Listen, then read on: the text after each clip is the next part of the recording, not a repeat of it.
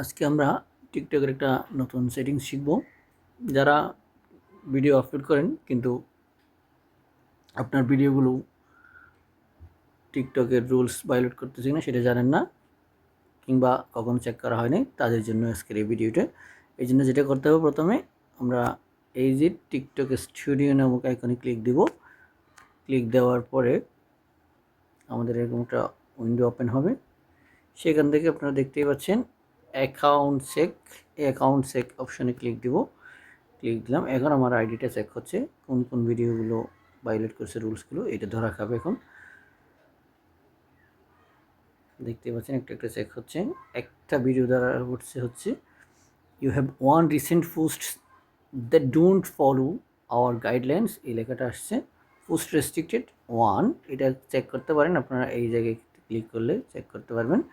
দেখেন, আমি একটা ফানি ভিডিও দিয়েছিলাম, সেটা টিকটকের কমিউনিটি রুলস ভায়োলেট করছে, যেই কারণে এটাতে একটা কমেন্ট করতেছে ইনএলিজিবল ফর রিকমেন্ডেশন।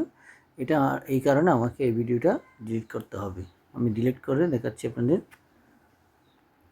ভিডিওটি ডিলিট করার পরে আবার আমরা এই টিকটকের অ্যাকাউন্ট চেক অপশানে আসবো। যাওয়ার পরে আবার চেক দিলাম। এখন দেখা যাচ্ছে অ্যাকাউন্ট ইন গুড স্ট্যান্ডিং। তাহলে এখন আর কোনো ভিডিও রুল ভায়োলেট করেছে এরকম কোনো ভিডিও নাই। ধন্যবাদ সবাইকে।